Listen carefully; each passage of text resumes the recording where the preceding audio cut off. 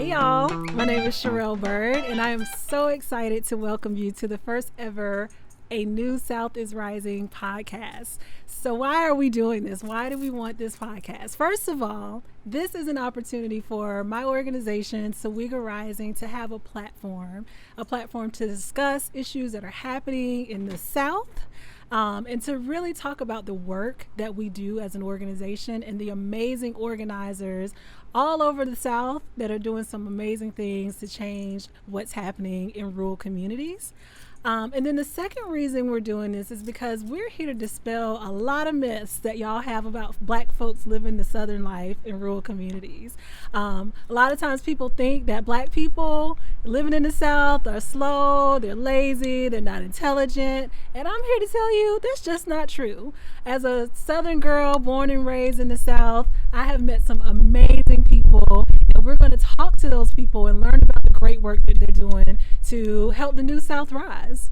And then finally, there's a lot of misinformation and disinformation that's happening in the world around us today. Things that we see on social media that just simply is not true, and yet we tend to believe it because somebody got on a podcast and told you about it. So I'm here to dispel all of the myths, all of the misinformation, and all the disinformation so that you can have accurate truth about what's happening in the rural South and then what's happening in the world around us, especially as it relates to Black folks and Black communities. And so that is A New South is Rising. So just a little bit about me. As I said earlier, I am a true Southern girl. I was born right here in Albany, Georgia, and my roots are in Georgia, Lee County, Dougherty County, and even in Florida. So I come from a long line of amazing women who are business owners, community leaders, women that are have changed the game in their generation. And so they've instilled in me the importance of taking care of your community, being politically and civically involved, and just being knowledgeable and being aware of the world around you. So a lot of times, like in the recent history, we talk about being woke, right? Black folks are learning more about the world around them. And so that's important to me to share that with you, to make sure that our people understand what's happening with them and what's happening around them. We're living in a society right now where there's been a lot of social unrest, and y'all notice there's nothing new, right? Social unrest for Black folks has just been a way of life in America.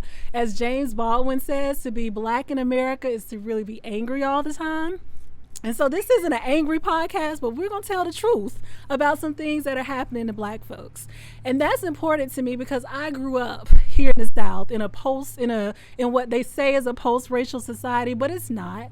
Albany in the South, it's had its own share of racial tension, and I've experienced that. You know, all of us have that story, right, where we first experienced racism firsthand.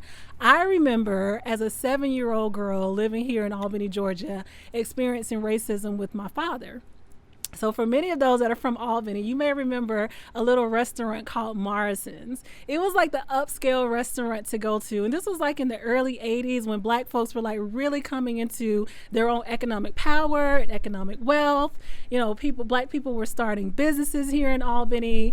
They were working at local factories like Procter & Gamble and Cooper and all these other factories and really making enough money to do well for themselves. So I kind of came from, at that time, a middle-class Black family. And so our family would go on Sundays to this restaurant called Morrison's. And it was really fancy, upscale, you know, fine dining experience. And so we got to experience those types of things growing up. Well, my father and I specifically would have our own day where we would just kind of go and hang out and have dinner together. On this particular day, I'll never forget it, I was standing in line with my dad. And he was checking out.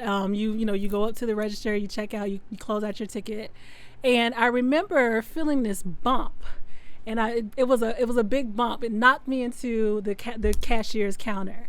I looked up and I saw this big white guy, and he had this very menacing look, and he looked back at my father, and his look almost in so many unspoken words said, "I dare you to do anything about it."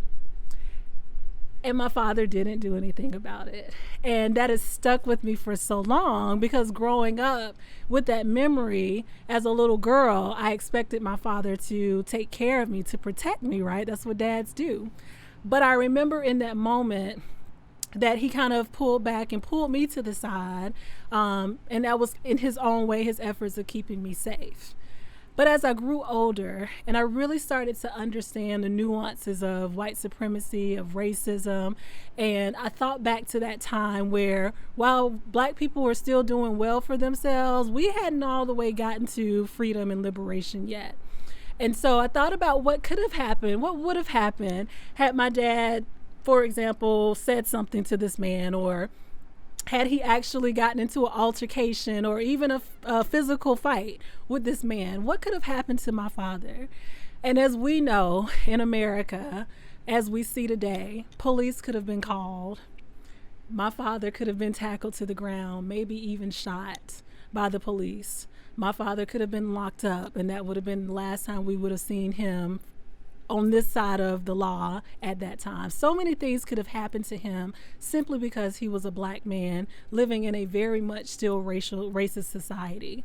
And so as I think back to that moment, I do think that my father, in what the best way that he could in that moment, did protect me by simply doing nothing, by simply allowing the situation to calm down, allowing the man to go his way, feeling like he had done something, when really, in the grand scheme of things, he had really not done anything major to damage me, to damage my father. And so that was my first experience, really understanding that because this man is white, he can bump into me, knock me over, and walk away, and nothing has to happen to him. But I, as a young black girl, still have to hold that memory of feeling unvalued, feeling like I didn't have dignity in this moment. This man could just knock me over and just keep it moving with his life.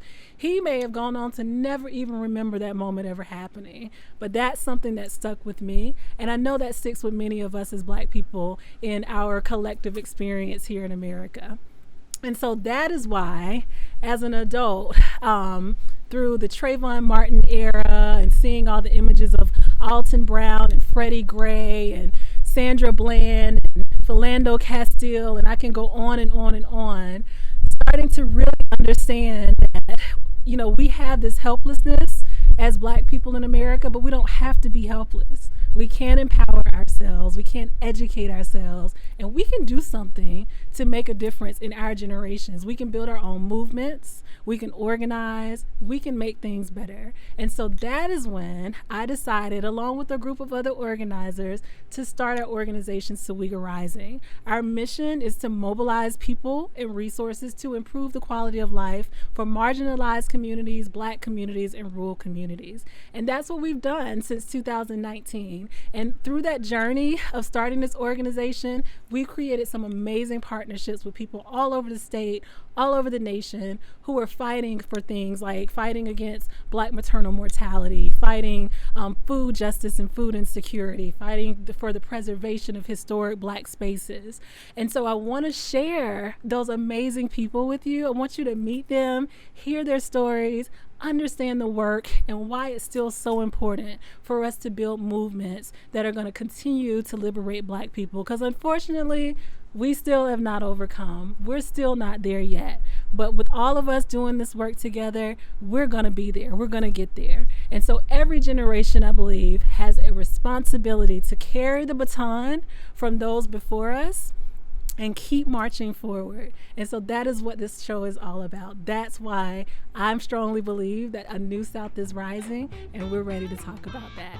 And I stand on the shoulders of those who come before me. As you can see, I'm wearing this necklace here that really helps ground me in my ancestors that have come before me. So this is my Aunt Tori, who a lot of people say I look like her, and she passed away in 2016 of breast cancer. And this is my grandmother, who also keeps me grounded to the history that she grew up in rural Florida, and all of the hardships that she had to endure. And so that is why I do what I do. They're the ones that ground me in this work. So I welcome you to A New South is Rising.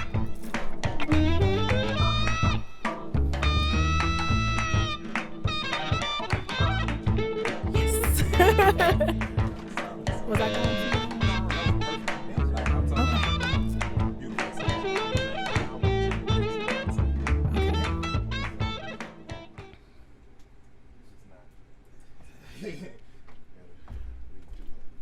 Nah, all of that was beautiful. And you stopped this one?